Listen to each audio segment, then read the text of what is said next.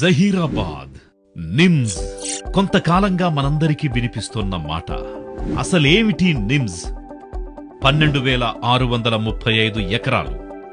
ప్రాజెక్టుకయ్యే ఖర్చు 13,300 కోట్లు. పెట్టుబడుల లక్ష్యం 60,000 కోట్లు.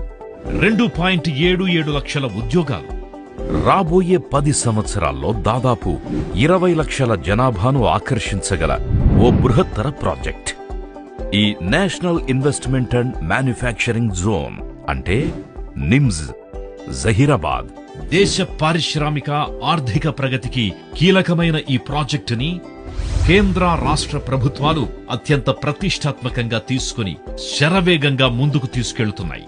అందులో భాగంగా జహీరాబాద్ ని ముంబై హైవేని అలాగే రీజనల్ రింగ్ రోడ్డును కనెక్ట్ చేస్తూ 100 ఫీట్ రోడ్స్ నిర్మించ తలపెట్టాయి.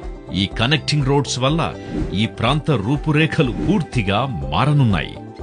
భవిష్యత్తులో ఆటోమొబైల్ ఇండస్ట్రీని శాసించబోతున్న ఎలక్ట్రిక్ వెహికల్స్ మ్యానుఫ్యాక్చరింగ్ కోసం ప్రత్యేకంగా ఈవీ పార్క్ ఇక్కడ కేటాయించడంతో పాటు ఈవీ రంగంలో 1000 కోట్ల పెట్టుబడితో 1000కి పైగా ఉద్యోగావకాశాలున్న మహేంద్ర ఈవీ ప్లాంట్ ఏప్రిల్ 24న 2023వ సంవత్సరంలో తెలంగాణ ఐటీ మరియు పరిశ్రమల శాఖ మంత్రి శ్రీ కేటీఆర్ గారి చేతుల మీదుగా ప్రారంభమయ్యింది. ప్రముఖ ఆటోమొబైల్ కంపెనీ హ్యుందాయ్ మోటార్స్ 1400 కోట్ల పెట్టుబడి ప్రతిపాదనతో తమ ఈవీ వెహికల్ టెస్టింగ్ ట్రాక్ పనులు మొదలు పెట్టబోతోంది.